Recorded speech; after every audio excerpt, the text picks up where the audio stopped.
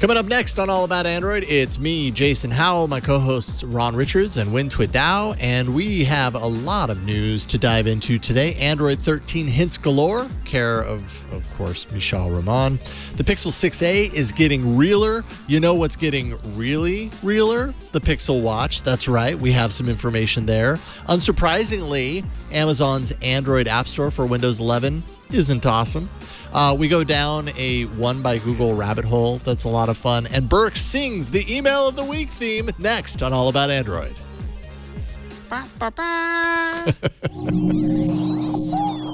Podcasts you love. From people you trust. This is Twit. This episode of All About Android is brought to you by Checkout.com. Modern businesses need flexible payment systems that can help them adapt to change, grow, and scale fast. Discover how Checkout.com can help your business thrive at Checkout.com/Android. Welcome to All About Android, episode 574, recorded on Tuesday, April 19th, 2022. Your week's source for the latest news, the latest hardware, and the latest apps, and some feedback. We should put that in there, too. I'm Jason Howell. And I'm Ron Richards. And I'm Win Twit Dow. I left out the most important part. I was going to say, faithful. Android faithful. We're nothing without the Android faithful. Yes, we are the Android. Yep. We're but a component of the Android faithful. But we're just a platform for the Android faithful to show up and get angry or happy or question or whatever you want. That's why we're here for you, the Android faithful. Yeah, we convey your emotions in the world of Android, and usually it's a lot of anger. Like, why did Google do this? And I will just say once again, someday we'll have a T-shirt that says All About Android, the Android faithful. Someday it'll happen. Do that. I believe in it. So before we jump into the rest of the show, right before, in fact, Burke, I hate to call on this last minute, but do you have a breaking news bumper? Because if you do, we might as well play it because we haven't played it in a while. Yeah. Oh, nice. This is breaking news. Even though it's not actually like newsy news, but it is news to me that Win, right before the show, answered a question from last week's show. Chris from Mobile, Alabama. Win, explain what you sent over. Yeah, so this was literally right before the show, about half an hour ago, so last week, Chris from Mobile, Alabama mentioned that while using Android Auto, something that he was not happy with was the lack of ability for him to location share while he was using Android Auto to navigate. So I think, Jason, you brought up an Android Police article that was not a positive article about Android Auto, but seemed to imply that that was available. So I did, not today, but yesterday while I was driving around, look for location sharing, and I found it. And I didn't record it yesterday because I was driving, but today, right before the show, I went into my garage, started my car, which is very dangerous. Don't do that. Don't start your car in a garage with the car door closed. But for the Android faithful, I took a risk and actually recorded how it works. And so if we can play like the first video, and I wasn't smart because I was trying to rush to the show. So this video is in two parts when it really didn't have to be. But if we can run the first video. So this is me in my car. I have navigation started. And if I actually click, so if you're running navigation, you can find location sharing in that little overflow 3-dot menu. You open it up, and that's basically the only thing you can see, share journey, and it will bring up a list of email contacts. So I think there was some confusion about, whom you could location share to. Yeah. And basically it was literally every email in my contacts list. Some of them weren't even like Gmail, Google email. So I think it's literally just scrolling through your contacts and will allow you to location share to that person by email. Or searching. There was a search. Or searching. Yeah. You can search, but it's still kind of just, you can search by email. And I'm guessing it's email because you can always send someone a link to a location share, but I presume if it's someone who's like a Maps contact, they probably will get a much nicer, more streamlined experience. And just to show you what it looks like afterwards, if we can roll like the second video, you will get a little bit of a notification. You can see here, this is my husband. And so it kind of lets you know you're sharing your trip with this person, and you'll see a little, my fingers over it, but you can see next to like the directions. Yeah, if we like scrub back to just like to the almost to the end, because I'm an idiot and I was like rushing to the show. There's a little tiny person Yeah, so you can see that you're in the so you can see that you are sharing. And then if you want to stop, I think you go back just to the same thing and you can cancel it. So that is location sharing on your Android Auto. Yes. I'm sorry. This is my first time doing something for this show. No, this is fine. And I Burke is just struggling to get the player to actually behave because he's like trying to park the thing on the timeline so that it keeps showing that little icon that you're talking about. Yeah, and every time he lets go of it, it like jumps to the end and yeah. Yeah. So if you're using Android Auto and you have navigation enabled, click on the three dots, the overflow menu, as like Des might call it, but the three dots that are basically at the bottom under the directions, and you will be taken right to location sharing. That's all that's in that menu as far as I could see. And just be careful while using it while you're driving, because like some of us, maybe your contactless is super long. So just be careful. Yeah, my finger's over it. But yep, there's location sharing. It is limited and it's there.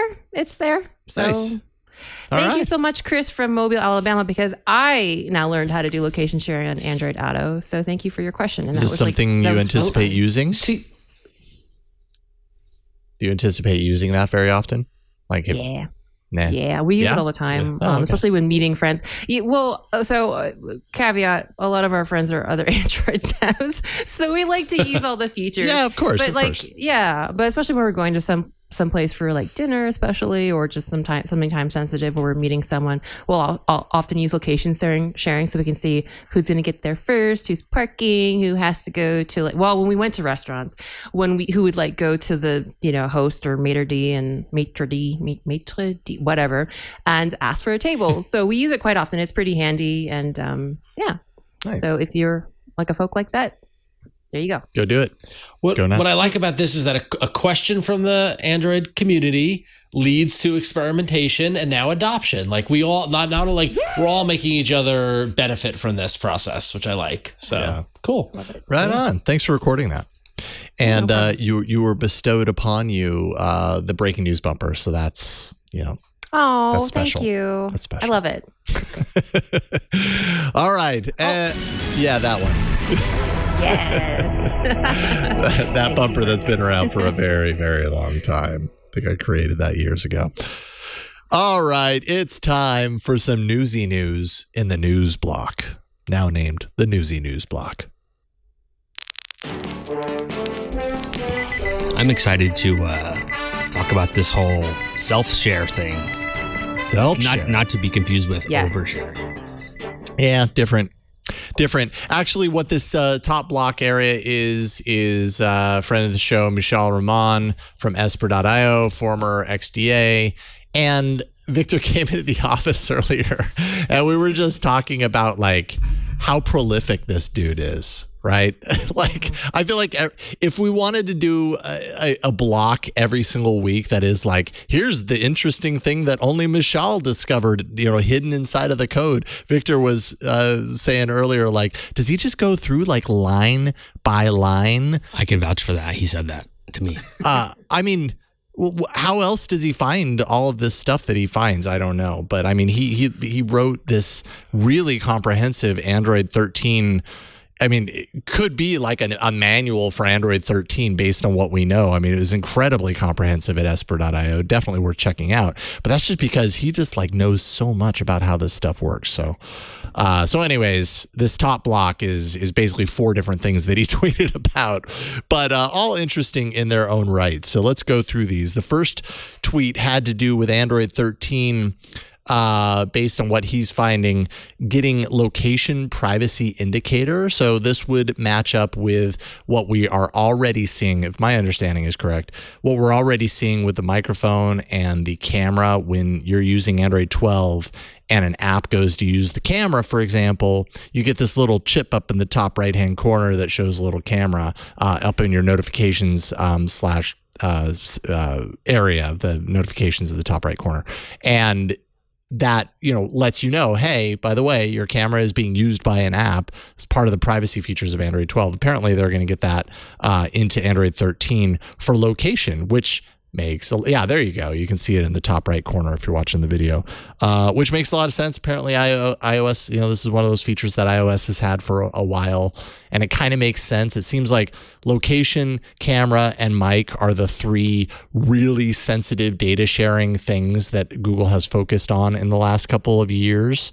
And so this seems primed to be included in that immediate notification. Have you guys found that feature in Android 12 to be useful? I kind of like it. Like it's nice to know when an app is actually using something.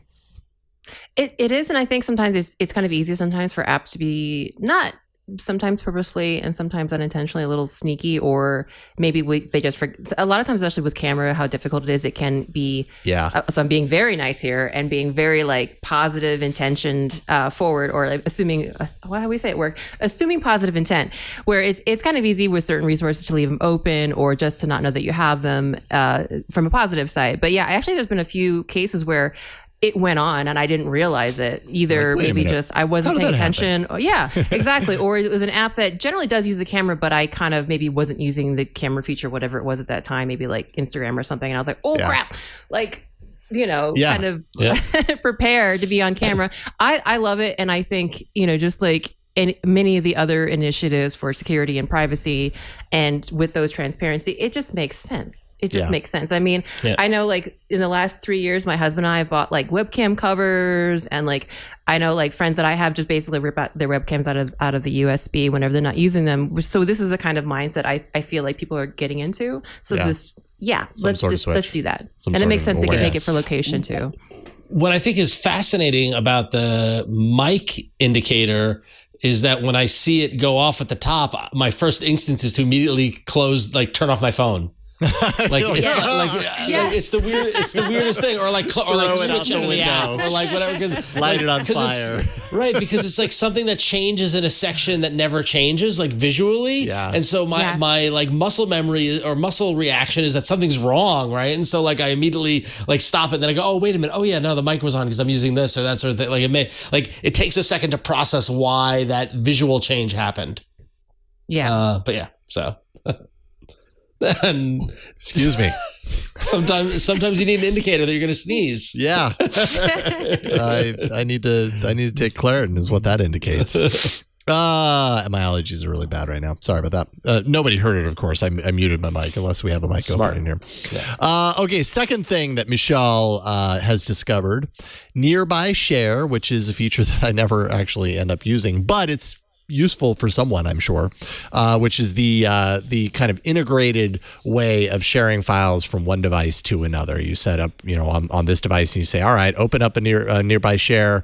I've got this file that I want to send over to your phone. As long as that phone is receptive to receiving that request, i.e., add it through the contact list and it's activated and on and looking, then I can share that file across.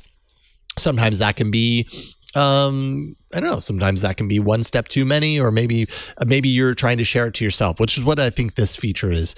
He's discovered a feature called self-share mode, which actually shares files quickly with another device that's logged into the same Google account. And actually, that's a feature that I think I would end up using, because there are times where I've like got this file and I just want it on this other device. Mm-hmm. And it would be nice to just be like, oh yeah, zap it over to my other device real quick so that I can do what I need to do over there. That's come up plenty of times here at Twit, with the need to move media around and stuff like that. So apparently that's coming. Self-share, Nearby Share. Heck yes. Yeah. Heck yes. Okay. Heck yes. Heck yes. Sure. Yeah. I'm always taking screenshots. So I have like too many. I think today was 5. I was doing work today. I was sitting on my couch. I had 5 different devices around me because I'm testing a feature that is like kind of like landscape, tablet, or like orientation and tablet dependent. So I had like 5 different phones around me. And so what I'll tend to do is usually when we submit something, we try to send screenshots and like screen caps to kind of let our tester know like what changed. And so what happens is I take a screenshot on the phone that it's on. I wait for it to sync up to Google Photos. I go to like my work and so totally. So I'm in love with this. So I don't have to do this anymore. So this is literally like this. I mean, and maybe that's a really special case. I'm sure most people aren't like sitting on their couch with 5 devices around them, or maybe you do. The Android faithful, who knows? The Android faithful are a very enthusiastic bunch. So, but I'm really looking forward to it for that. Specifically, I know that's a very dev centric thing, but I cannot wait. Yeah. Yep. Agreed.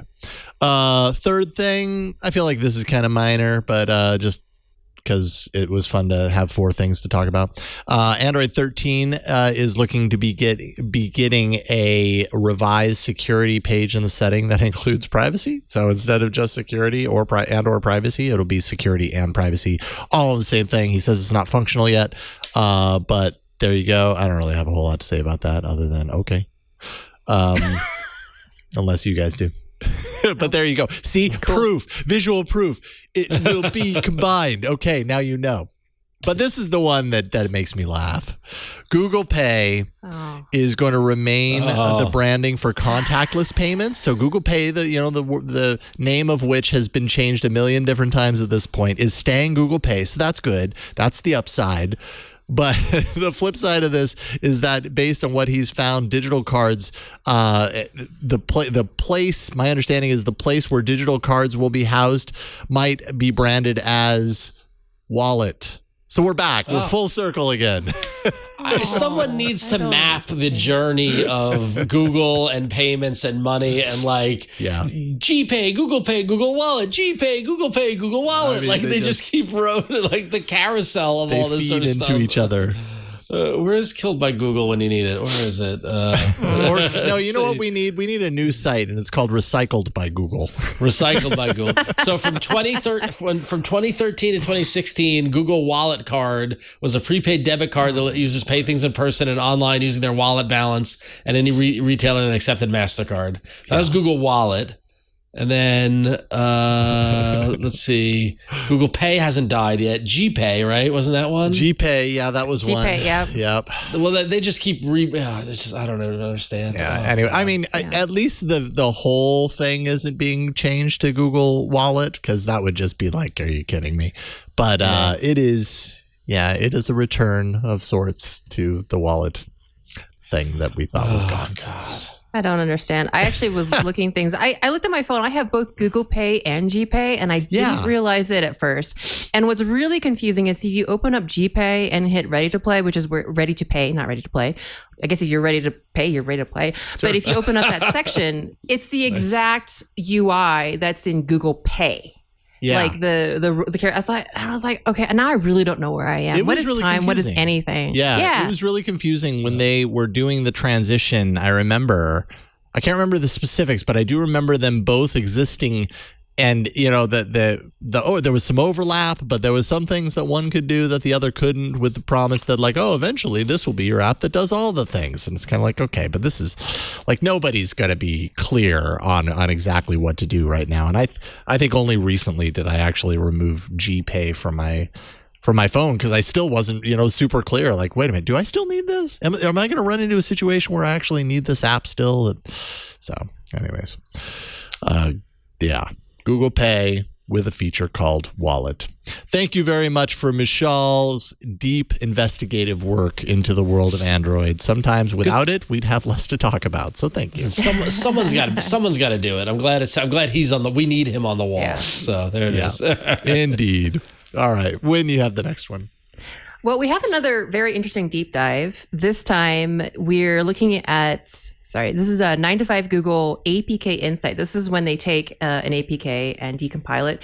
And whenever you decompile an APK, which is basically the binary that helps you install any like program on Android, you know quite a bit. You know too much often. It's actually kind of a vector of attack sometimes, but this was for good. So this is 9 to 5 doing an APK Insight, and they've actually found some new strings in the latest version of Google Play services that basically point to Android getting ready to replace passwords with passkeys that will sync to your Google account. So what does all this mean? So basically the idea of passkeys is something that is already being used on Apple. And basically rather than having you have a password for every single account and service, you will basically kind of really only authenticate to your Google account. And this will be using passkeys rather than passwords for any other service that you want to authenticate through the Google. So the passkeys are basically using, I believe, it's been a while since my cryptography class, but it's basically using public key cryptography, also known as asymmetric cryptography, where there's a public key and there's a private key. The public key, you kind of send out into the world because it's public. And then anyone that wants to communicate with you can use that public key to encrypt a message. And then you have your own little private key, which is the only key that can decrypt that message. So they're basically two keys that are mathematically connected. And it's a very, well-tested form of cryptography. So what's going to happen is if you want to register on a new online service, the service you'll basically be creating a new one of these key pairs. It will basically allow you to keep your private key, which will be synced through Google, and then this new service with which you registered gets your public key. And that's basically it. So that from now on, whenever you want to sign in, you don't have to enter in a password. You just have to be authenticated through Google, and that they will do the management of kind of like authentication using these keys. And again, everything will be cloud synced through your Google account. And of course, that does mean that, whether it's Apple, whether it's Google managing these keys, the security will now be on the platform itself and how they authenticate you, how you're able to basically kind of restore keys and credentials on your devices and things like that. But it really does look like Google is moving towards passkeys. And it's unsurprising because, if you all have heard of, is it FIDO? I guess it's FIDO, the Fast Identity Online Alliance, is basically this organization of a lot of different companies, big ones like Google and Amazon, and kind of more governmental agencies like NIST that are really pushing people to replace passwords. Two-factor authentication and other multi-factor authentications are great, but they believe that the future is passkeys, basically actually using cryptographic keys to authenticate people. So there you go. They've got basically the strings that 9to5 found in Google Play services are literally, hello, passkeys, goodbye, passwords. So if it wasn't clear, if maybe just speculating on code and things, constants that might look like a thing, this is literally a message, a welcome message in Google Play services.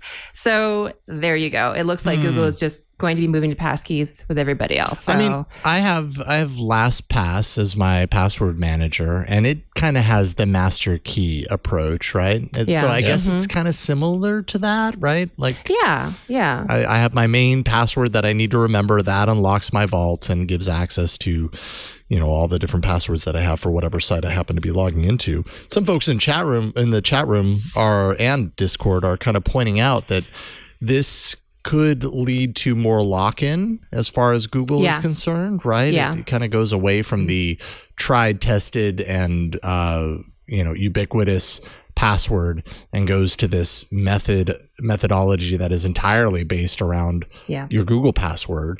Right. So that's something to consider. I mean, that's not insignificant. Yeah. That's why I kind of laughed a little. I mean, so I think it's very fair, and I think that Fido's fear of just the normal, all of us, I think most people are bad with passwords. We reuse passwords. We don't change them frequently. Well, I mean, even also, sorry, not just to chime in there.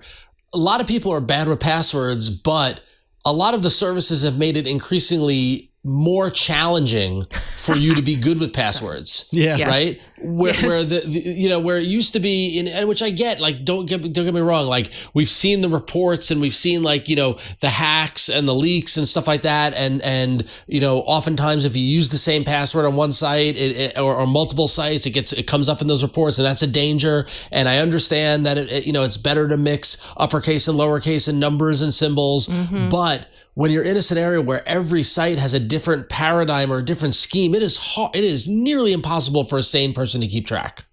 Right. Yeah. So the whole password protection not questioning the importance of it, but it makes it extremely that much more challenging to be competent at it. So I think that the strength of this is that the keys are different for every place you go. Maybe. Yes. Yes, it's generated for each one. It's kind of similar. I'm like to SS, like you would generate like a SSH key. Sorry, it's generated for each site, and so I definitely am two minds about it. I totally agree, Ron. And also, as a rant, what about sites that don't let you copy and paste into the password thing, and I have to sit there and like dictate like, okay, why do they do that? Why do they do that? I don't know. It feels like a false sense of security, like literally a false like feeling that this is more secure if you don't paste it. It drives me freaking nuts. Or like places that make it like only like limit the length of your password, like only 16. I was like, are you serious? But anyway, that's a rant. I'm of two minds of this. I totally agree that I agree with chat that this makes me nervous just because yes, like I recently had a friend whose dad got locked out of his Google account, and that's frightening, especially with, I know, maybe I shouldn't say this publicly, I'm a little too bought into Google. If that happened to me, it would ruin my week.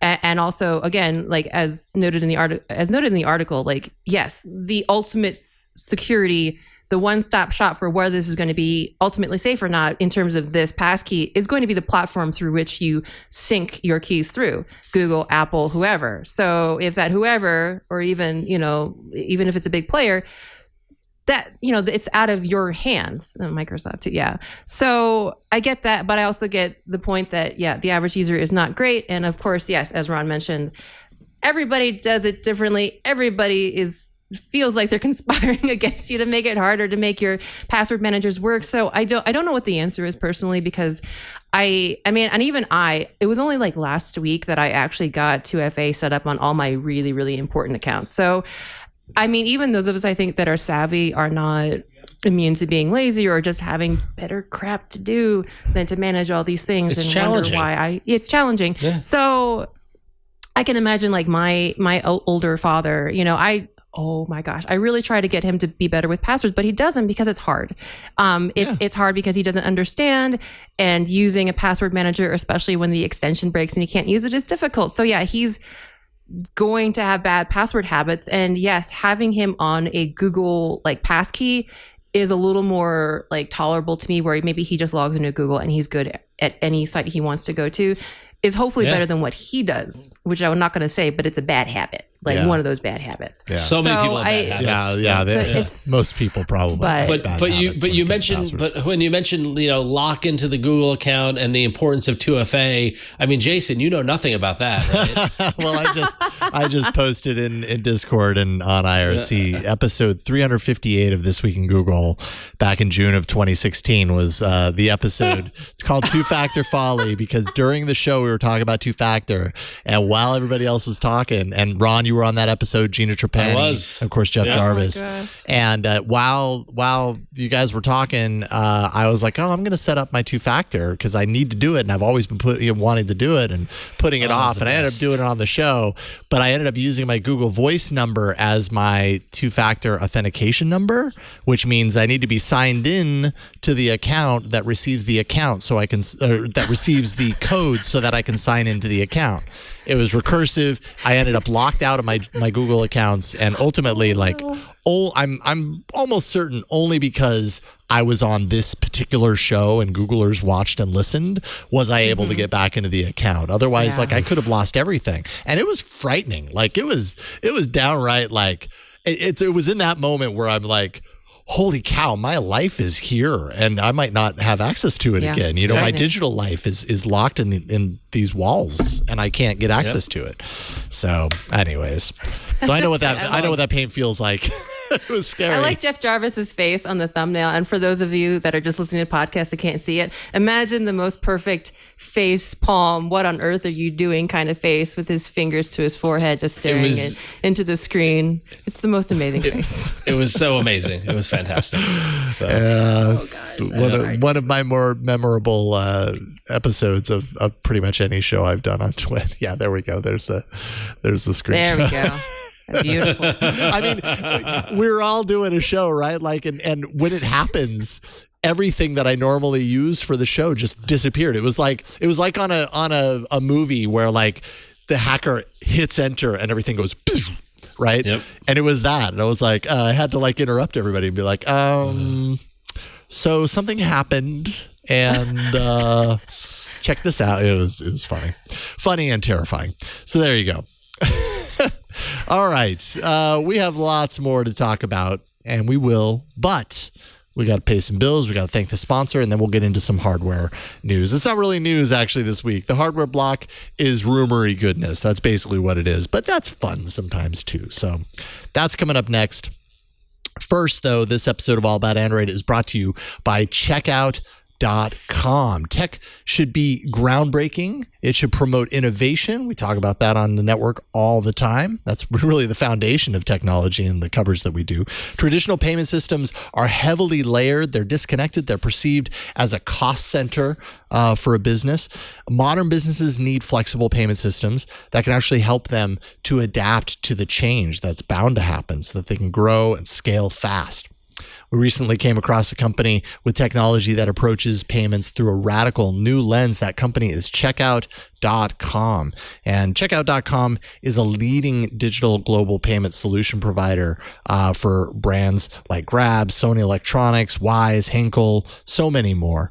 Checkout's flexible payments platform is purpose-built with performance, scalability, and speed in mind, which makes it ideal for businesses who are looking to seamlessly integrate better payment solutions globally. They've got a dedicated team of local experts spanning 19 offices, 5 different continents. Checkout.com offers a strategic partnership to help businesses improve their acceptance rates, optimize their payments performance, and ultimately grow their business globally. Checkout.com exists to enable businesses in their communities to thrive in the digital economy. They deliver innovative payment solutions that actually flex to your needs, the valuable insights that help you get smart about your payments performance, and the expertise that you can count on as you navigate all the complexities of all of this. It's a very, it's always changing. The digital world is ever shifting. They're going to help you through it. With Checkout.com, you're going to get global optimization, so local acquiring in multiple geographic locations, improving authorization rates, lowering costs ultimately. You also get a transparency. Their fee structure is super clear. It's straightforward. And they also happen to have in-depth reporting that gives you visibility no matter where you operate. You also, not only from a global perspective, but you get local expertise. They have dedicated local teams that bring regional, international, and regulatory expertise. And that's going to enable you to navigate market complexities with confidence because you know that you've got a partner on your side to direct your way through it. Strategic partnership, they actually take a collaborative, personalized approach to solving complex problems for their merchants and ecosystem partners. And I mean, you've probably heard about Checkout.com before. They're everywhere. And when it comes to digital payments, if you're a developer, they've got really awesome developer-friendly APIs, tools, all through a single integration. They make it really easy. There's so much to love about what Checkout.com is doing. So check it out. Literally, check it out.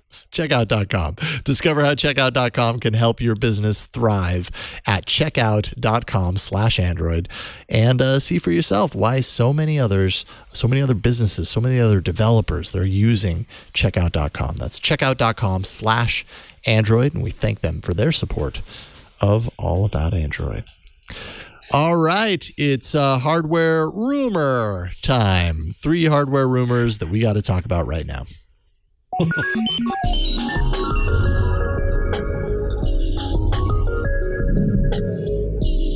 Oh, yeah. I do love the rumors. Yeah, although I guess this top story isn't really a rumor. It actually happened. So this is fact. This is factual. Fact. Yeah. But it's like it's leading the path, fueling the rumors for what we might see very soon. There you go. It's also something that's on my radar because I am waiting to get my sister her next new phone, and I would like it to be the Google Pixel 6a. So I was delighted to see that the Google Pixel 6a has landed in the lap of the FCC, which is something that always has to happen before stuff gets cleared and ready for announce and launch. Although unclear as how it gets out. Like, that's weird, right? But I never really dig into exactly how people find out what goes to the FCC or not. But with this report, it says that there will be 4 models in total. One model will support Wave for an extra cost, of course. You're not getting your Wave for free, everybody. And the hope is that 4 models will equal a wider global rollout than we've seen in the past few years of Pixel A phone rollouts. And it's expected to launch during Google I/O, which is May 11th, just around the corner. And also, the Geekbench listing for the Pixel 6a was spotted by Android Headlines. They confirmed that the 6 gigabyte of RAM and Tensor chip on the device. They also show that the 6a performs better, albeit minimally better, but still better, than the Pixel 6 in single-core and multi-core Geekbench tests. So there it is. And you ask a question, you get an answer. When I wondered how people know phones are going to the FCC, a little magic person in our document dropped in the link to the FCC reports, the Office of Engineering and Technology Exhibits list that outlines where this information comes from. Isn't it wonderful transparency in government?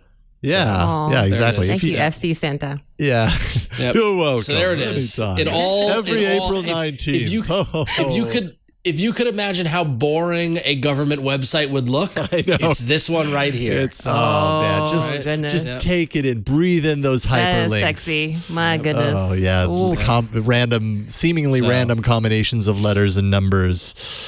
Yeah. Fun times. Oh my goodness. So, what do we think of Pixel 6a? I mean, or we don't doubt its existence, but do we think it's going to be good? What do we think? Well, I think the 4 different models hinting at a wider release is going to, is good. I mean, I feel like the A series has in the past received a wider release than the last couple of years has been really limited for obvious reasons. The world's, as we know, has been different in many different ways. So I suppose that points to kind of a getting back to normal business, this sort of thing. And if they're going to do it with any device, I think the A series is the right one to do that with, right? Like the Pixel 6 is not really, breaking any records, but we know that the A series phones have been really good for Google. It might not be the phone that they want to be known for, but it's the phone that the majority of units are selling when it comes to Pixel devices. So it makes even more sense for me that they would widen that out if they have the opportunity to. So that's good. Yeah, and I wonder if, I've generally, anecdotally speaking, heard really good reviews of A-series devices from users or friends that have it, friends and family that have it. Yeah. And this one will have the Tensor chip. So, who knows what that could be? I honestly can't tell the difference sometimes between different chipsets. I think there's a lot that goes into what makes a great phone, but I find it very intriguing. And I would definitely recommend it to family that don't want to spend $900 on a phone, but still want a Pixel experience. Yeah, it's interesting as you say that. I'm kind of realizing something that I don't know that I had really kind of drawn a correlation to. Apple has like its M1 chip, soon to be its M2 chip, depending, and they've got hardware that has that chip that ranges in cost all over the map. But what you are guaranteed to get when you do that, you get the M1 chip in all of those models, whether it's I'm just pulling numbers out of thin air, but whether it's $1,000 device or whether it's a $4,000 device, it has that M1 chip, something along those lines anyways. And it seems like that's happening on iPhones. Seems like here Google's really doing that with the Pixel chip, the Tensor chip as well, right? What used to be a differentiating factor for mid-range and premium devices, one of those big key points on the list was the processor inside. And maybe what this signals is more and more we're moving into a kind of a smartphone paradigm where that processor matters less. Depending on the manufacturer, of course, but Google's in a position to do this where all their phones always have their best processor, and the differentiators are maybe it's like less camera quality or whatever, but that's one less thing for someone who's buying a mid-range phone to have to worry about. At least they know it's going to run solid with the Tensor chip because that's the same chip that's powering their Pro devices. Oh, that's a really good point. I like that idea too, especially since I think if anything else, the marketing for the M1 has been fantastic. There's been nothing but good press, and I think there is a buzz about that. Especially even like your lower end iPads or whatever devices that have the M1, there's just a good buzz about it. So I think that's a really good point, even just from a marketing perspective, to have that kind of coherency and that kind of like automatic level of some trust or some expectation of good quality. That's a really good point. Yeah. I like that. Although I will also say the M1 has a really great reputation because it's a damn good chip. That is fair. Is the legit. Tensor Is it there yet? Is it there yet? Is it quite fair. the same thing? Like the strategy appears to be the same. Yes. But is it automatically, it's got the Tensor chip? That thing's going to be banging. You know what I mean? And I don't know that we're necessarily there yet. Like, it's not like it's a bad phone, the Pixel 6 running the Tensor chip, but I don't automatically think of the Pixel 6 as like the highest performing smartphone in the history of smartphone kind, Fair. Very fair. Whereas Very the M1 fair. is like knocking it out of the park for Apple. Heck yes. Yeah. So I don't know if it's the same, but it's similar-ish. All right. When you've got the next one. Well, You've got the fun one. I got the fun one. So on April 15th, Evan Bloss, styled the king of leakers, posted a screenshot of, I don't understand what this interactive tutorial was, but he posted a screenshot. I don't either. It's kind of confusing.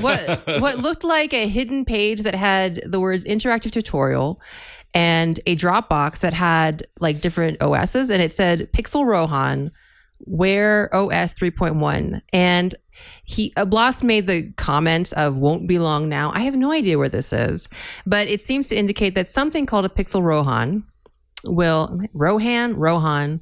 Am I saying it like the Lord of the Rings thing? Anyway, Rohan. Anyway, Riders of Rohan. Riders of Rohan. Thank you. Rohan. So it seems that something that is Pixel branded will run Wear OS 3.1. So it seems to indicate that maybe, as other rumors that we've discussed have been saying, that we might be getting that Pixel Watch soon. And so the speculation is pretty interesting, but I thought what was really fun was Victoria Song, who kind of wrote up on this on The Verge, is basically noting the very interesting path that Google and Wear have taken the last 3 years, and that maybe this is just that Rohan, which, by the way, I looked this up. Rohan, in terms of being an Indian and Sanskrit name, means red-haired, red or ascending. And I couldn't help but feel either ascending is a very kind of like positive way of saying, hey, here's your Pixel Watch that has come after this very long history, or that it's saying that, that watch was kind of the redheaded stepchild, but they're coming into their own now. I just couldn't help but think that a little bit. But yeah, it's been a very interesting 3 years for Google plus watches. So Victoria noted like a lot of interesting things happening, like in early 2019, Google bought a bit of secretive Fossil smartwatch tech, and Fossil, of course, has been a long time wearable partner for Google. And they did announce that at, I think, one of the events that year, they were focusing on ambient computing, which is basically just Google offering its services everywhere you are with the same interfaces and commands. So from your Nest Hub to your wrist to your phone, everything is going to be a Google accessible experience. And that same year, they bought Fitbit for $2.1 billion. And then, not much in 2020, but in 2021, of course, they announced the partnership with Samsung to combine Wear OS with Samsung's, I never knew how to pronounce that, Tizen, to create a unified Wear OS. And then, of course, in late 2021, we got the Samsung Galaxy Watch 4, which debuted with Wear OS 3. And James Park, the CEO of Fitbit, have been saying they're going to get a Wear OS Fitbit watch soon. And, Qualcomm is expected to release, the new Snapdragon Wear 5100 sometime this year. So there's just a lot. I think the point was that there's just been a lot of interesting announcements in the last 3 years, and that maybe the Pixel Watch will just be a capper to a very interesting 3 years for the very interesting saga of Google and smartwatches. So we will just have to wait and see. And Victoria actually asked at the end of the article a few questions, which I'd want to ask you guys. So if you had to guess, would you think that the focus of the Pixel Watch would be fitness and wellness, or would it be kind of more smartwatchy, integrate with all the things to kind of go with ambient computing? What would you all like to see, and what do you all think you'll see? It's a good question. I mean, the watch face that we're seeing on this 91mobiles.com article lends it to be fitnessy. But I mean, most smartwatches have a fitness element to it. Like most of them have the heart rate monitor. Most of them track your steps and, can track workouts. So what exactly is the difference nowadays? Because I feel like that's a fair point. Most relatively premium-ish smartwatches also do the fitness stuff. Like I just kind of feel like it's all the kind of part of the same soup, in my opinion. Yeah, I agree.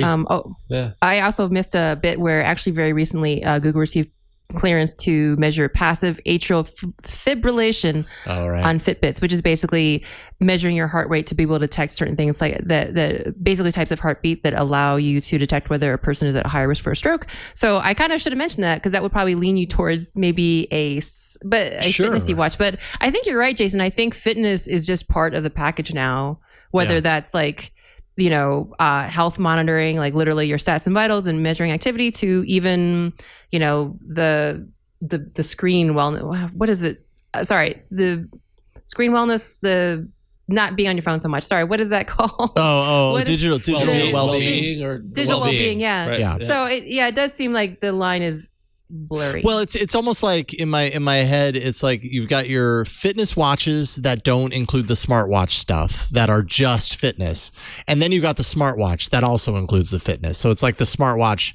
Maybe that's not always the case, but it seems like the smartwatch is the step up. It's like, you get the fitness and you get more. But it also seems like smartwatches, that's like what the most basic thing that they should be able to do is be smart and help you with these things like your health, or take your blood pressure. Right. It would be weird. It would be totally weird to get like a premium smartwatch and not be able to do the fitnessy stuff. Like, but what's so funny though is that like, I don't care about that stuff. No, like, I don't really either. And I get it that there's a large number of people who do, and people love tracking that stuff, and people love data and all this sort of stuff. But like, it's like that's a real good question, which is like, what do you want out of it? Because like tracking heart rate and stuff like that, I couldn't care less. Yeah. And it's not that not that I don't care about fitness or that I'm not healthy. Like I run. I use Google Fit to track my running. I've got a treadmill. I'm running more mileage than I have in since before the pandemic, thankfully. I'm trying to get it all in. I have to have knee surgery, so I'm tracking it all in before I go. I tore a cartilage in my knee that apparently I can run straight, but I can't go left and right. So I'm just like killing time before I actually get the surgery. But like I couldn't care less about all that data. Like I just don't. So like it's not a must have for me, but it is for a lot of people. It is for a lot of people. Not for me. And it's at a point where the wearable's got to be everything for everybody, right? Mm-hmm. Versus just doing whatever it wants to do. Like I'd be more interested in a, media focused communications app based wearable than one with all fitness stuff.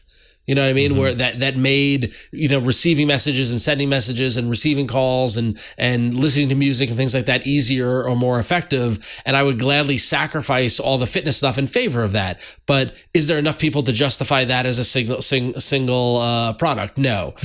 Or, and the fitness people probably like, I don't care about any of the media stuff or the app stuff. Just give me the data, give me the heart tracking, give me the AFib stuff, give me all this sort of stuff. But you don't want to lose the people who don't care about the fitness stuff. So it becomes this melange of just like lots of functionality that is almost overwhelming when you sit down to unpack it, at least from my perspective. Yeah. Another aspect of this before we move on, and I did add another link just so you know, Burke, in between the link, the 91 Mobiles link and the 9 to 5 Google link, there is another 9 to 5 Google link. So the 91 mobiles.com screen image is of the watch face of supposedly of the Pixel Watch, right? And it's, it's rounded. It's not that. It's not what you're looking at there. That's like the header image. I don't know why they do that. They do like not the actual thing in the header image, and then you scroll down to see the real thing. No. It's fine. 95 Google does that all the time. So these are images that were leaked, care of John Prosser back at the end of last year. And I remember we talked about it on the show. These are supposedly, the Pixel Watch, some branding, some marketing. I mean, could be real, could be not, right? But they have that like really flat kind of kind of approach to it. Like, it looks really thin, right? And I don't know if that's just the angle or what it is, but very rounded. You can tell the display, the display glass is very, rounded, and it's a circular design with a little knob on the side. Now, if you go back to the 91mobiles.com link, not to have you jump around all over the place, but not that one. Nope. Okay. No. Where are you? I don't know. Okay, whatever. That one. Dance, Brooke, dance. Honestly, yeah, I know, right? I'm sorry. Honestly, those photos are very similar to what it is on the 91 Mobiles link. But what's interesting, it's not the one I'm seeing, but that's okay. It's okay. Is that if it's that thin, then the battery life can't possibly be good. And yeah, I guess what I'm trying to figure out is like, okay, what am I missing in the screenshots here? Because that's it. If the device is as thin as these marketing materials say, then the battery life can't possibly be good. And if it's thicker than it is, then these photos really aren't doing a good job of showing the girth of these smartwatches, which is ultimately a big problem with smartwatches, not fitness wearables. Fitness wearables can actually do really well when it comes to battery life and longevity because they are doing less. But then now you've got a smartwatch that has all the Fitbit functionality to it.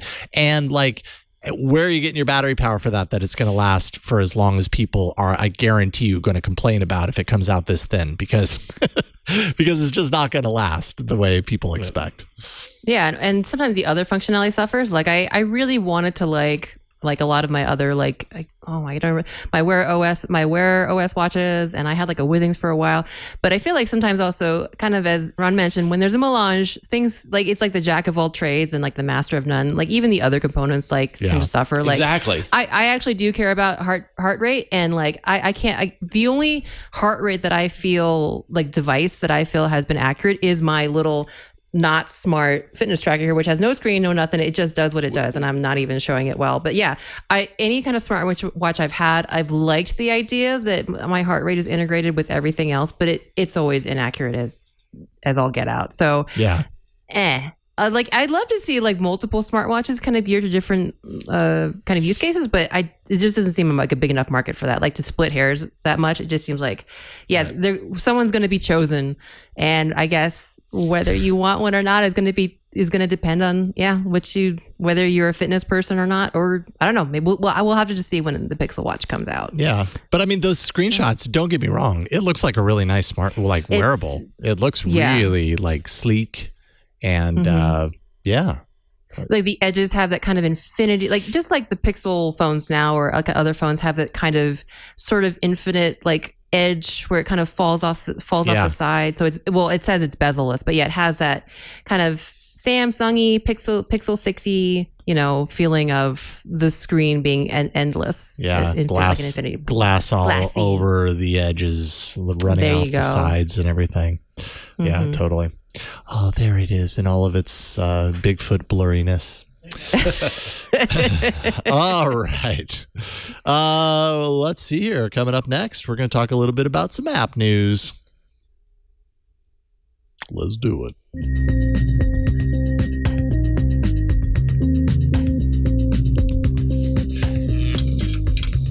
Wynn, do you have a Windows machine?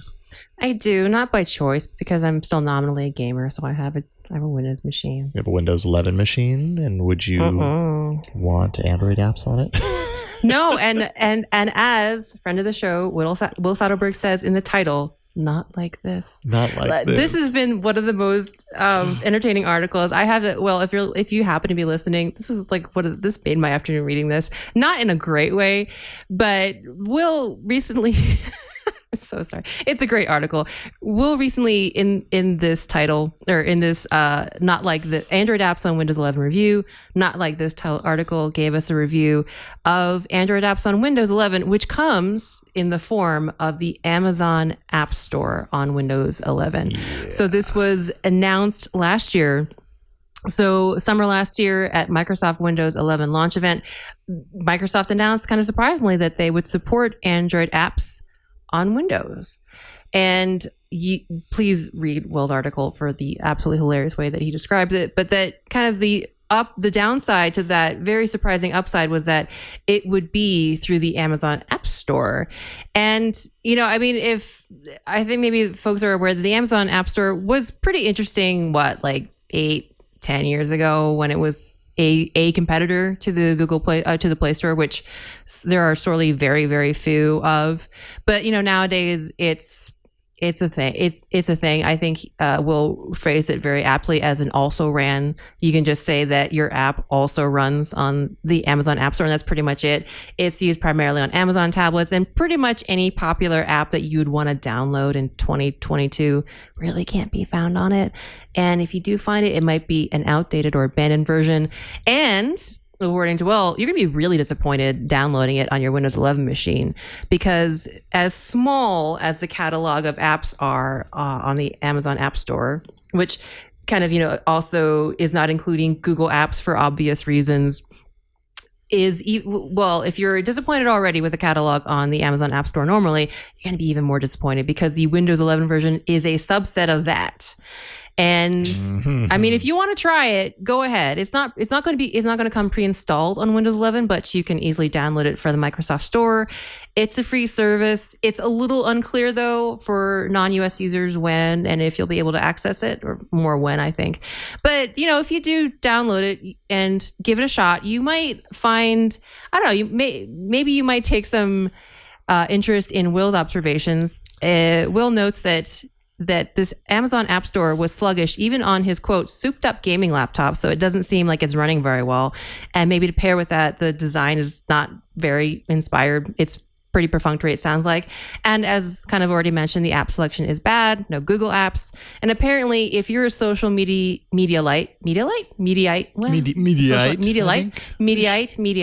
you'll be a little... If you don't use TikTok, you're going to be disappointed, because TikTok is the only major social network available to the Amazon App Store.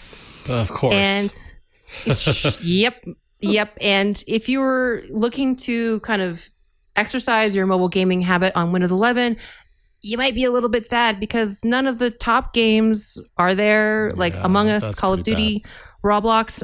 Will noted that of the top paid apps in the Amazon App Store on Windows 11, he only recognized two of them, and he really only recognized the IP, not the games themselves. So again, the theme seems to be limited, like just implemented, and not a lot going on in terms of selection and availability of apps. And it's kind of disappointing. I think as we all know, Google is trying to make a big push for large screens in Android, but there have been years of both entropy and antipathy to deal with. So you'd think that Windows being willing to run Android apps on their OS would be just another way to kind of circumvent this and to encourage people. But yeah, not so much. It seems like it's a lost opportunity. One of the apps that is fairly popular, well downloaded, that is available on the App Store is the Washington Post. Unsurprising, because of who owns the Washington Post and who owns Amazon.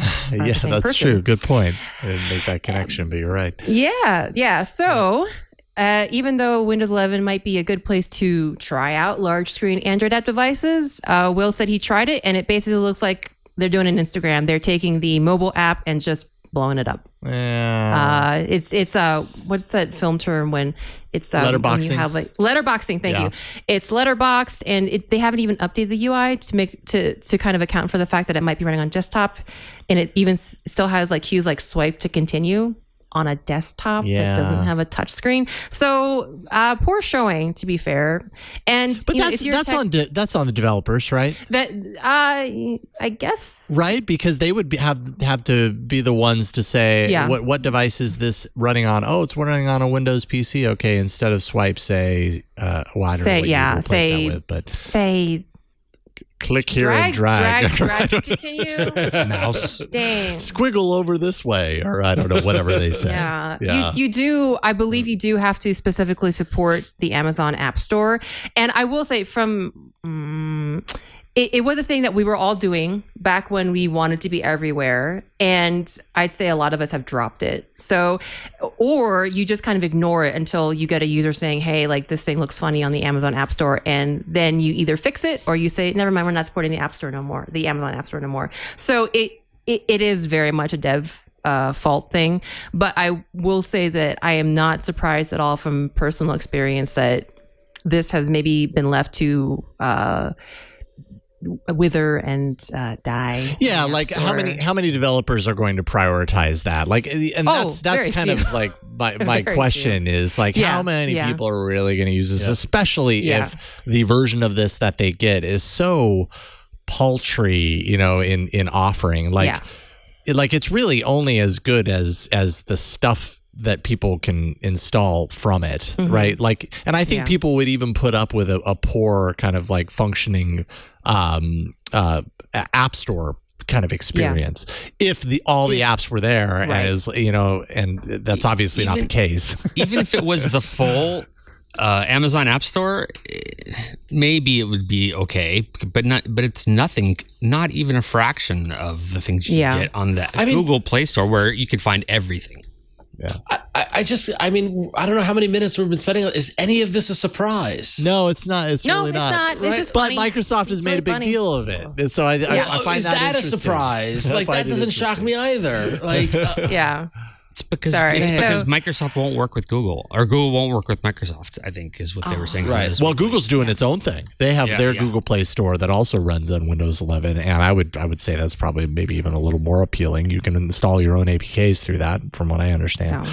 But read Will Saddleberg's article for just a fun time if you just want to feel the schadenfreude of this really did not go well in terms of the Amazon App Store. And also if you're just a tech head and you want to sideload APKs on your Windows 11 and see if you can get maybe better apps, you can do that. You have to have the Amazon App Store, you have to do some other things, but Will details how to do it in his article. So if you want to try make it work, go for it.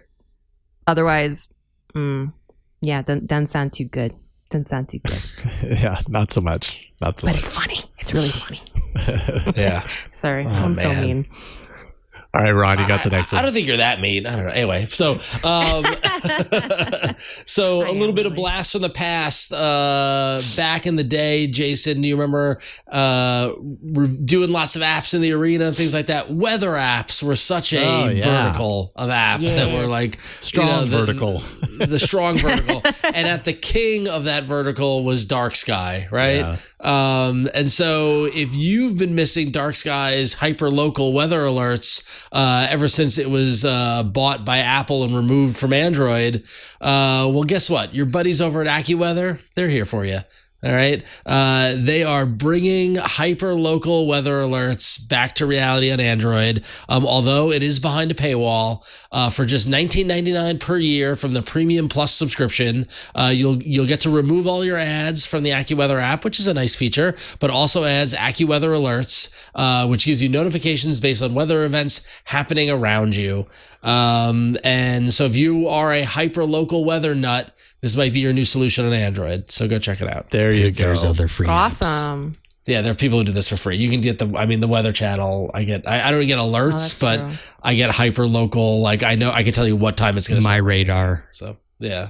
Oh, but it's okay. This is cool, AccuWeather. We support you. So. Yeah. I mean, I didn't really use the hyper-local feature. I just know that a lot of people were really upset. A lot of people loved a couple of years ago, and Dark Sky went away, and that was Dark Sky's thing.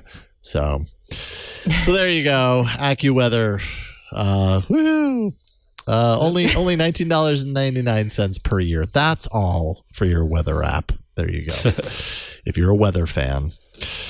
And finally, Google did it after a long amount of time. You waited. You now finally have the Switch to Android app on iOS. That's right. If you are locked in Apple's walled garden and you want to switch to the green guy, or green girl, I don't know, the green person, there we go, and you don't know how to do it, you need an app to help you do it. Well, Google has created the app. It's called Switch to Android. It helps with importing calendars, contacts, photos, videos. But I would say probably the most important thing is that it actually walks you through the process of turning off Apple's iMessage in a proper way so that your text messages don't get hijacked, essentially, as a result. One thing that it doesn't do, and I don't even know if this is possible to do in either direction, but it would be really nice, although probably a privacy intrusion, to migrate apps between platforms, to say, hey, on your iPhone you have all these apps and we've found those apps in the Play Store, can we install those for you? That would be nice. It doesn't do that, but there's probably a privacy reason for that. But yeah, there you go. I don't think Apple's going to help you not. Yeah, they get they're not going to open that up. They're not going to.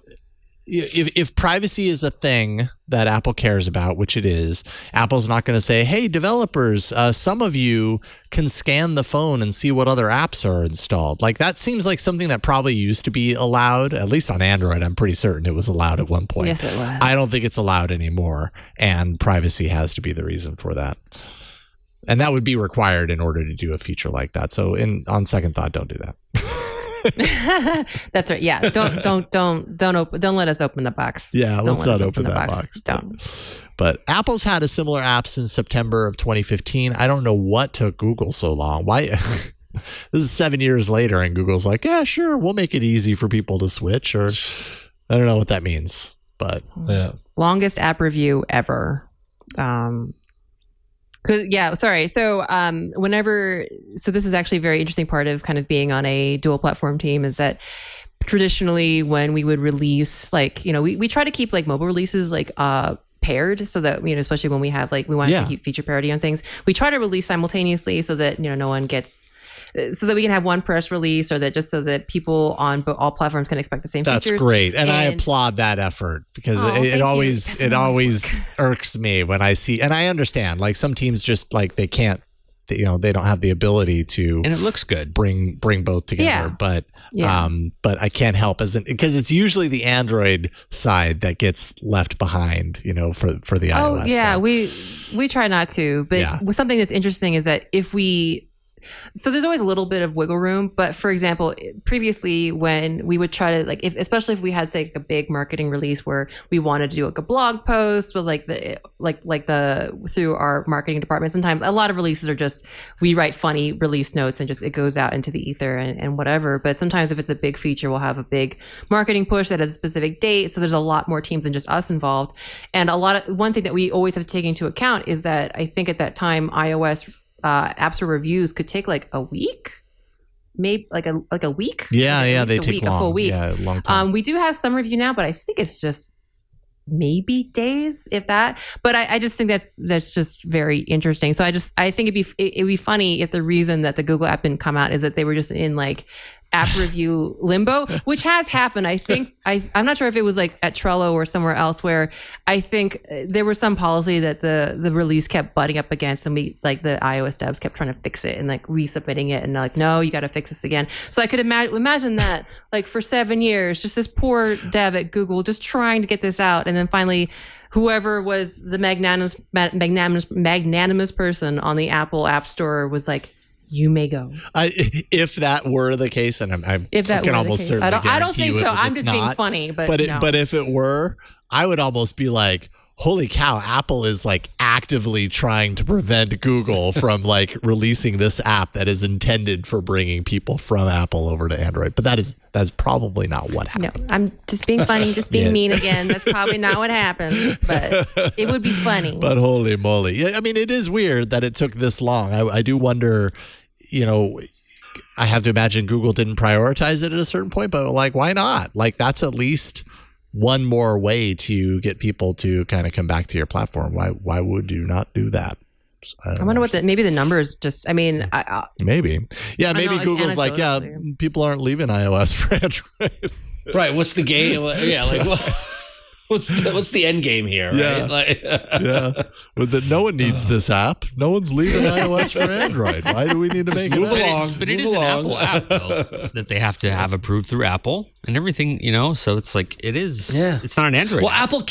Apple can't because of antitrust, Apple can't not allow it, right? Yeah. Yeah, for sure. So I assume so, yeah. Apple has controls over what they will allow these apps to do from a privacy standpoint, security and all that. So, hence the whole app matching thing would never happen as a result of that. But Apple couldn't say, no, Google, you can't do this. Or at least obviously they can't because Google did it. But they can drag their feet. They can, yeah. They can drag their feet. They can spend 7 years saying, "Oh no, that's not quite right yet." No, wait, you didn't close that bracket. Oh, wait a minute. We're not doing anything until that bracket is closed. Yeah. Well, listen, if you've ever used Xcode or tried to get an app out on iOS, it's like I can relate. So. All right, coming up next, we've got some of your feedback. Probably to be answered by when next week on the show. Just kidding. All right. So AAA at twit.tv 347 show AAA. I've got the first email and it is from Todd, who writes, I have a URL that I use for my Gmail. Lately, I've been receiving messages from Google that the service I've used for all these years is changing and will become a charged service in June. Since this is my personal email, I plan to remove my URL from Google/Gmail. What I haven't found an answer for is what happens to my years of Google Play purchases if my email is no longer associated with Gmail. I've seen where one can share if you have an @gmail.com address, but this account does not. Thank you for any help you can provide. I'm pretty certain what Todd is writing about was something that we talked about not too long ago on the show about legacy G Suite users who for the longest time it was free. And then Google came along and said, nope, we're going to charge you. And then they came along again and said, all right, we're going to make some sort of a path for you so that you don't lose everything. So I don't know if Todd, you were aware of that, but they said, and I quote, in the coming months, we're going to provide an option for you to move your non-Google Workspace paid content and most of your data to a no-cost option. This new option won't include premium features like custom email or multi-account management. You'll be able to evaluate this option prior to July 1st, 2022. So that's a couple of months from now. And prior to account suspension. We'll update this article with details in the coming months. So that tells me that like the answer that you're looking for, we probably don't have it yet, but that Google is going to provide some sort of something so that you don't lose access to that stuff. Because I agree, that would be really crummy if in all of this, it fizzled away and you have years and years of Google Play purchases and all this stuff that you just have to accept is going to die. I don't think Google's going to let that happen. They're going to allow you to transfer that data into a Gmail account of some sort so that you can have a free account tied up with it. That's my guess anyways. So, and then Scooter X posted a link in the chat from earlier this month saying that Google has delayed when the legacy G Suite users have to start paying. No cost waiting list is coming. So they're actively working on this.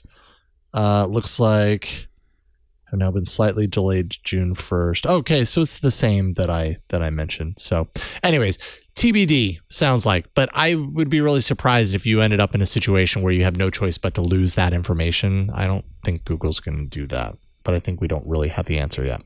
So it would be a bad look. That would be a really bad look. Yeah. Total sure. I have a confession. I upgraded. I was weak. I just upgraded. you gave in. And so what is the cost for you, if you don't mind me asking? It's actually nothing for now. There's like an introductory period. I should have actually, now that I mentioned it, I should have taken more note about what I just paid for. But I think it's actually free for some months. I think there's like a free period, and then it was, I want to say it was under $50 because it's just me. It was for my LLC when I was like self-employed. Yeah. So it's just a user of me. So it's not very expensive at all because, these kind of things are always kind of it's per user paid. So it's not that bad. I want to say it's like under $100 a month, but I could be totally off base. I will let y'all know next week. I will forensically figure out what I did and report back next week because I don't remember, and I should have remembered for the show. I was just like, after I'd kind of like succumbed to the pressure and done it all, I was like, no, it's all good. I can't help but get hung up on $100 a month. That sounds like a lot of money. Oh no, not $100 a month. I said a year. Okay. $100. I do that a lot. Sorry, $100 a year. Under $100 a year. It was not. Okay, I was like, that's not. That's not insignificant. No, I would have been like, nah, never mind. Just take it. I'll take my data. I don't care. I'll start over. Start like fresh. There aren't many things that I pay $100 a month for. That's for sure. So. Oh no. I'm sorry. I misspoke. Thank you for correcting that. I was about to be like, it's all wow. good. I was a little worried. I was like, oh boy, Todd, I don't know what to tell you. Oh dear, my pockets are not that deep. Never mind. Sorry. No. My bad. Okay. All good. Well, there you go, Todd. Well, in other kind of subscription-y type news, I know we talked very recently about, was that last week? We talked about the new deal that Google One has with T-Mobile. And so we have Martin F. from Chicago writing in to talk about that. So I'm a Google One subscriber and was very curious about T-Mobile's new deal with Google. Oh my God. Sorry. It's all downhill from here, you guys. Sorry. Google for unlimited storage. Then I looked at the prices and it's like the whole thing doesn't make sense. They're offering 2 terabytes and unlimited storage for $15 a month, but Google One already offers 2 terabytes of storage for $9.99 a month.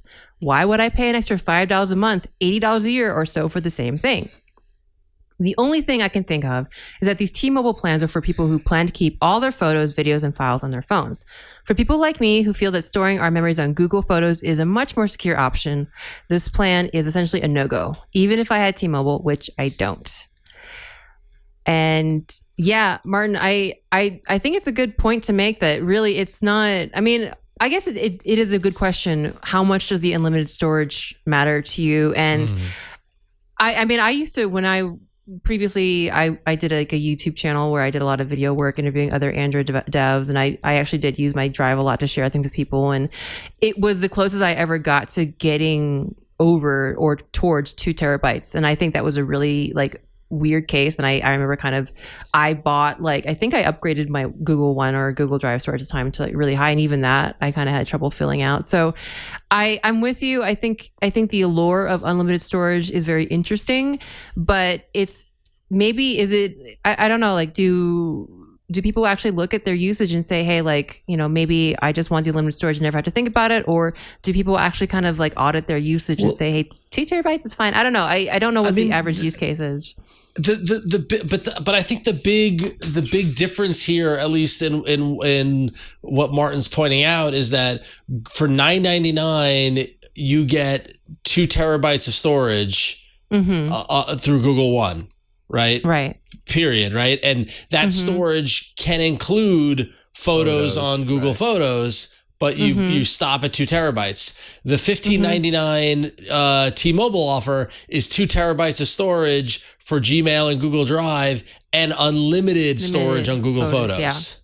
Yeah. So it's and Jason Huynh, correct me if I'm wrong, if I'm misreading it, but it's 2 terabytes plus unlimited. That's my understanding. Okay. Too. Yeah. That's right. Okay. So maybe that was is that worth the additional $5? Yeah, possibly. Depends on how much photos you have. It really depends on how many photos you're taking. Like I'm looking at my Google Photos right now, and I'm hardly, you know, I'm like 170 gigs, and I've put a ton of photos up in that storage.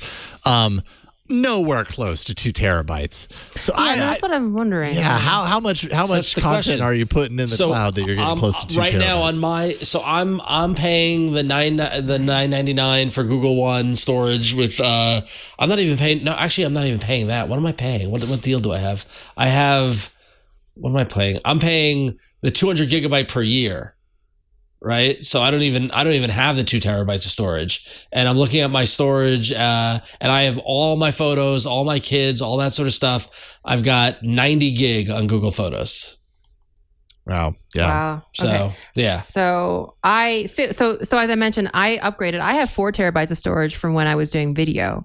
And even so, I have grossly overestimated what I use. And maybe because I don't really do much of the YouTube interviews anymore, that I don't need to share as much video. I'm using 383 gigabytes of 4 terabytes. I should downgrade. Oh my goodness. Yeah, you should definitely downgrade. Because you can always re-upgrade again later. But you're just throwing money away. Should I just throw money away? You're throwing money away right now. And it's not insignificant. I actually looked this up. It's like, yeah, like, and upgrading is like the next level up. And so this is where I understand the next level up. So if you get, I think, was it premium? So I only looked at the premium one, but premium, if you just pay for the year, 2 terabytes is $100 a year. To get to 5 terabytes, it's like more than double. It's like 150%. It's 1.5 more. So. Right.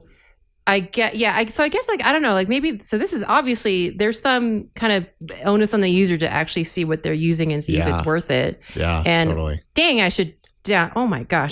But go ahead. What I think is fascinating here is that not only do I have 90 gig of Google Photos, but I've got 3.37 gig in Gmail.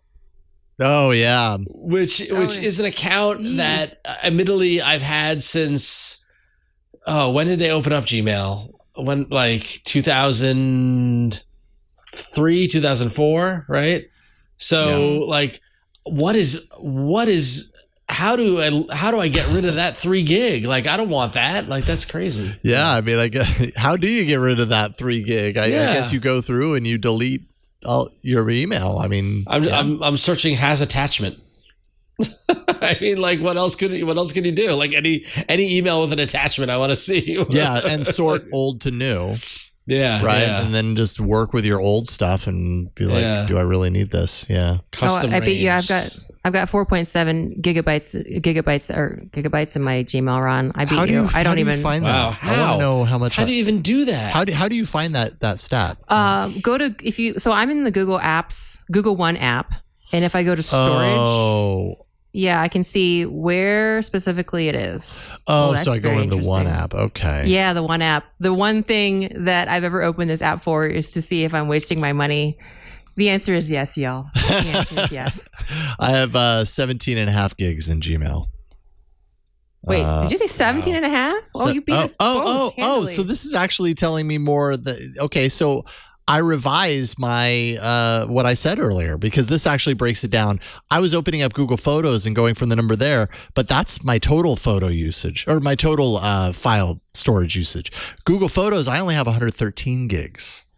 Gmail, 17 and a half. Google Drive, I've got around 40 gigs. And then, that's basically about it. Oh, y'all, I'm not wasting my money. So I just hit the downgrade option. Let me see if I have any. Okay. So I just hit the downgrade option. Wait, hold on. Got to refocus. And so I must have gotten on some old plan that was 4 terabytes because, sorry. Oh, I'm so sorry, y'all, on the live screen. Where is it? I feel like I'm not wearing my glasses right now. There we go. Okay. Okay. It's hard to see, but this is the downgrade options. My plan is not in here. So I apparently am paying $9.99. I'm paying the 2 terabyte price for 4. Because if I look in my storage. Yeah, because $99.99 is 2 terabytes, and you're getting 4 out of it. 4. Oh, so you're getting a deal. I got a deal. So I'm not wasting my money, y'all. I just got grandfathered. Let's go back a little bit. You might still be wasting your money because if you're paying, because if you actually don't need all that storage space and you're spending $99 a year instead of $30 a year. I mean, come on, she's a developer. Yeah. Anyways, thanks, Berg. But I probably still am. But I'm not wasting as much as I thought. There you go. Yeah, you're getting more value out of the same amount of money that you're wasting. Yes. There you go. Okay. This was a fun little wormhole to go down. Probably should have been the email of the week. I caught him off guard. Yeah, he's grunting right now. It's not working. You don't even get a fake email of the week, horns / drum roll, Martin. Sorry about that. There we go. How about we actually do the... I don't know. Burke might... Can you hear him? Break Burke? The button's broken. I feel bad for everybody listening to the show as Burke has fallen asleep. Victor's going to look. There's a square. I have a feeling this could be inserted into post. So we could just assume that there is an email of the week to sound. Okay. There we go. Okay. All right. Good enough. Well, our first our only email of the week this week comes from Benjamin, who did not tell us where he's writing in from. And he says, in All About Android, episode 573, Ron was talking about needing to have a can of compressed air to clean the charging port. It reminded me of a story of mine. I had a Pixel 2 XL that refused to charge on occasion, and the USB plug no longer had enough friction to hold itself in. Sometimes it would just fall out. Side note, Benjamin been there. I've had phones like that where when the cable just falls out, it's maddening. Anyway, so Benjamin says, I thought the port was just worn out, but I found that pocket lint gets into the port after some Googling. The act of plugging it in over time packs the lint down into the connector, and no amount of compressed air is going to free it. The only way to remove the lint is to get a small needle or pin and fish it out. I was astonished at how much lint came out of the connector. I had no idea that was possible. After fishing it out of the after fishing it all out, the plug was like brand new. Since then, I've fixed multiple friends' phones this way.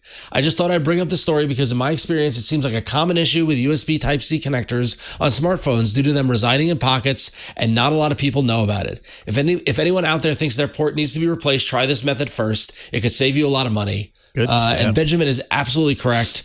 The compressed air is a great first step. Your second step is some sort of probe-like thing that gets in there and scrapes stuff out. Just be careful you don't do too much. And great tip in the chat room from Scooter X to use a toothpick. I've also used the toothpick. That is very handy because it's not conducive and it helps you get in there. So, yeah. It won't be conductive. So, you don't want to damage your port either or your phone. At all. So, use that wooden toothpick if you're going to do this. That's the way to go. Thank you, Scooter X, for that. Burke whispered in my ear, or it was kind of like a grunt in my ear, that he has something to add onto this.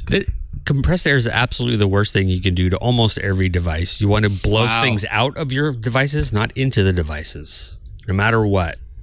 Well, that's true. If you've got a port and you point compressed air into the port to blow the stuff out, like it's not going to come out because you're blowing it in. It might come out, but chances are it's going to go farther in too.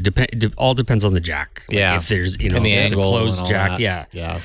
It's just not a great idea. If it comes down to the fact that you can't use the phone ever, if you can't use the port, then that's a different story. Then try it. It sounds like this is. But I was cringing when you said that last week.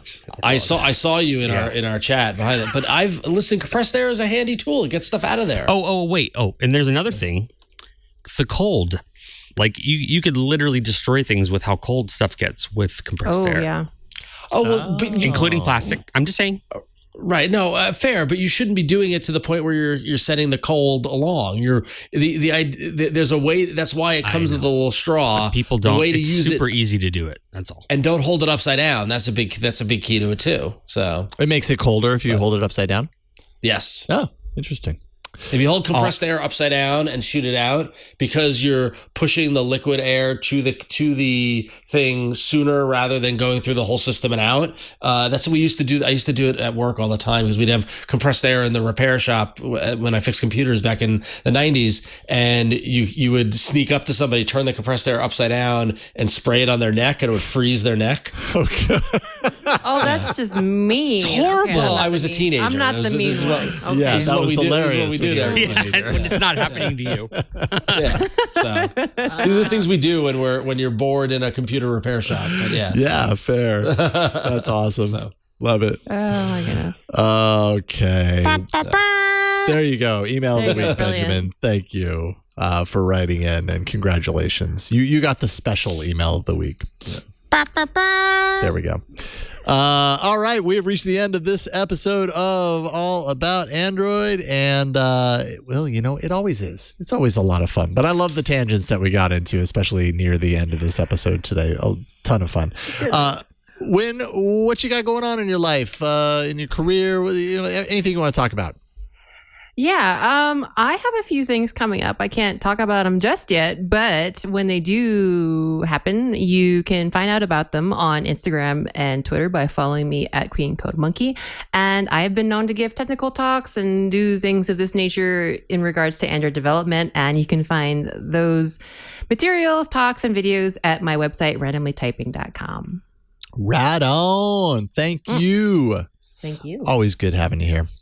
And then, of course, Ron, what you want to talk about?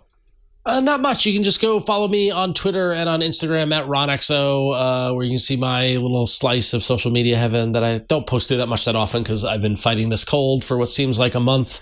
And then also head over to scorebit.io. Check out all the fun stuff going on with pinball over there. You can find us in the Google Play Store. Just search for Scorebit. And if you want to keep track of your pinball scores, do fun, cool, other connected pinball stuff, Scorebit's what you want to do. So, yay. I'm tired. Bye. Well, thank you regardless. Trooper Ron. Yeah, trucking through it all. Yeah. Mm-hmm. Let's see here. Big thanks to Victor and Burke, both in the studio, both doing different things. Victor, of course, managing all the behind the scenes stuff to get this podcast into your ears and into your eyeballs after the fact. Burke behind the board, pushing buttons that don't work and occasionally... Whoa. The buttons work now, apparently.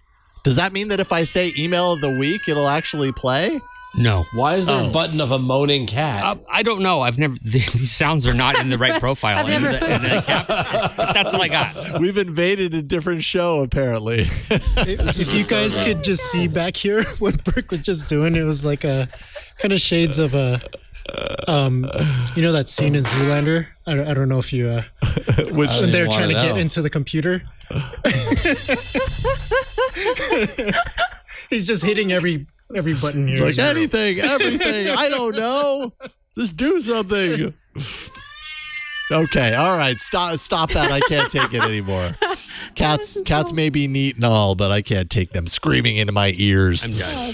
All right. Well, that's Burke. There we go. That is Burke. Thanks for that.